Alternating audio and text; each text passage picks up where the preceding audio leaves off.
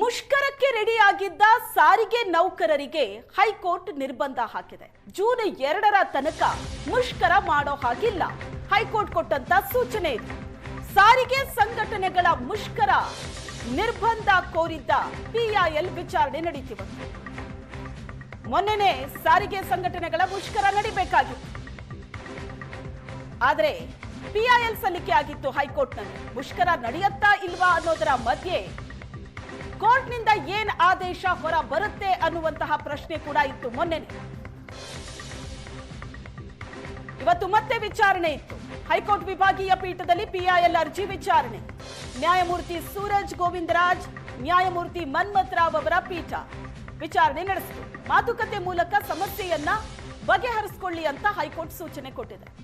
KSRTC MD Akram Pasha ಕೂಡ ಖುದ್ದು ಹೈಕೋರ್ಟ್ಗೆ ಹಾಜರಾಗಿತ್ತು. ವಿಚಾರಣೆ ಜೂನ್ 2ಕ್ಕೆ ಮುಂದೂಡಿದೆ ಹೈಕೋರ್ಟ್. ಜೂನ್ 2ರವರೆಗೆ ಮುಷ್ಕರಕ್ಕೆ ನಿರ್ಬಂಧವನ್ನ ವಿಸ್ತರಿಸಿದೆ ಹೈಕೋರ್ಟ್. ಸಾರಿಗೆ ಸಂಘಟನೆಗಳು ಸಂಬಳ ಹೆಚ್ಚಳವನ್ನ ಒಪ್ಪಿಕೊಂಡಿದೆ. ಈಗ ಮುಷ್ಕರಕ್ಕೆ ಕರೆ ಕೊಟ್ಟವರು ಸಭೆಗೆ ಬರ್ತಾ ಇಲ್ಲ ಅಂತ ಸರ್ಕಾರದ ಪರ ವಕೀಲ ತಾರಾನಾಥ್ ಪೂಜಾರಿ ಮಾಹಿತಿಯನ್ನ ಕೊಟ್ಟರು. ಈ ಬಗ್ಗೆ ಹೆಚ್ಚಿನ ಡೀಟೇಲ್ಸ್ ಕೊಡ್ತಾರೆ ರಮೇಶ್ ಇದ್ದಾರೆ ಸಂಪರ್ಕದಲ್ಲಿ. ರಮೇಶ್, ಸಾರಿಗೆ ಸಂಘಟನೆಗಳ ಮುಷ್ಕರ ನಿರ್ಬಂಧ ಕೋರಿ ಸಲ್ಲಿಸಿದ್ದಂತಹ PIL ಇವತ್ತು ಕೂಡ ವಿಚಾರಣೆ ನಡೀತು. ಇವತ್ತು ಕೋರ್ಟ್ ಏನಂತ ಹೇಳಿದೆ? ಅಂದ್ರೆ ಸಾರಿಗೆ ಸಂಘಟನೆಗಳ ಸಾರಿಗೆ ಅಂದ್ರೆ ಜಂಟಿ ಕ್ರಿಯಾ ಸಮಿತಿ ಅನ್ನುವಂಥ ಒಂದಿಷ್ಟು ಸಂಘಟನೆಗಳ ಸಮುಚ್ಚಯ ಇದೆ. ಅಂದ್ರೆ ಇವರು ಎಲ್ಲರೂ ಏನು ನಿನ್ನೆ ಮೇ 20ನೇ ತಾರೀಕು ರಾಜ್ಯಾದ್ಯಂತ ಬಸ್ಗಳನ್ನು ಬಂದ್ ಮಾಡ್ತೀವಿ ಅಂತ ಮುಷ್ಕರಕ್ಕೆ ಕರೆಯನ್ನು ಕೊಟ್ಟಿದ್ರು.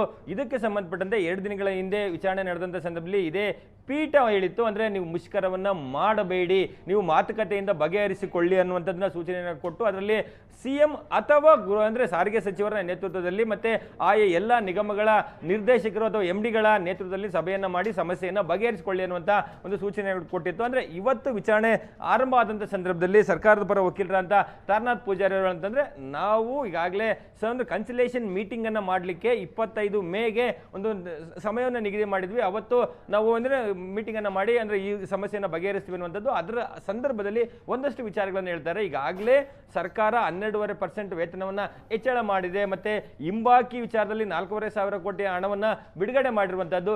ಇಷ್ಟಾದರೂ ಕೂಡ ಈ ರೀತಿ ಮುಷ್ಕರಕ್ಕೆ ಕರೆ ಕೊಟ್ಟಿದ್ದಾರೆ. ಅಂದ್ರೆ ಬಹುತೇಕ ಸಂಘಟನೆಗಳು ಸರ್ಕಾರ ಏನು ಸಂಬಳ ಹೆಚ್ಚಳ ಮಾಡಿದೆ ಅಥವಾ ಹಿಂಬಾಕಿಯನ್ನು ಕೊಟ್ಟಿದೆ ಅದಕ್ಕೆ ಒಪ್ಕೊಂಡಿದೆ. ಆದ್ರೆ ಕೆಲವು ಸಂಘಟನೆಗಳು ಈ ರೀತಿಯಾಗಿ ಮುಷ್ಕರಕ್ಕೆ ಕರೆ ಕೊಡ್ತಾ ಇದ್ದಾರೆ. ಇದು ಸರಿಯಲ್ಲ. ಮತ್ತೆ ನಾವು ಕನ್ಸಿಲೇಷನ್ ಮೀಟಿಂಗ್ ಅಂದ್ರೆ ಸಭೆಯನ್ನು ಕರೆದಂತ ಸಂದರ್ಭದಲ್ಲಿ ಕೂಡ ಯಾರು ಮುಷ್ಕರಕ್ಕೆ ಕರೆ ಕೊಟ್ಟಿದ್ದಾರೆ ಅವರು ಬರ್ತಾ ಇಲ್ಲ ಅದು ಅನ್ನುವಂಥದ್ದು. ಸೊ ಆದ್ರೆ ಹೈಕೋರ್ಟ್ ಇರುವಂತದ್ದು ಇಷ್ಟೊಂದು ಆಳವಾಗಿ ನಾವು ಇಷ್ಟು ವಿಚಾರಕ್ಕೆ ಹೋಗೋದಿಲ್ಲ. ಆದ್ರೆ ಇಲ್ಲಿ ಪ್ರಮುಖವಾಗಿ ಮುಷ್ಕರಗಳು ನಡೆಯಬಾರದು.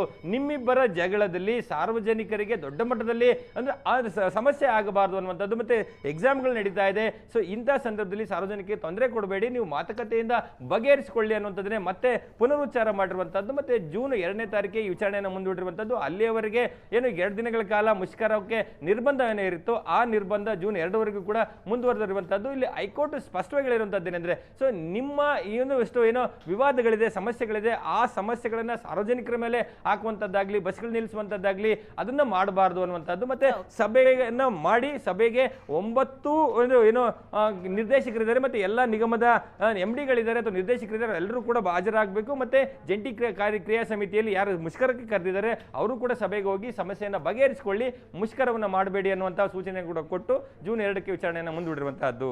ಶ್ವೇತಾ, ಥ್ಯಾಂಕ್ ಯು ರಮೇಶ್ ನಿಮ್ಮೆಲ್ಲ ಡೀಟೇಲ್ಸ್ಗೆ.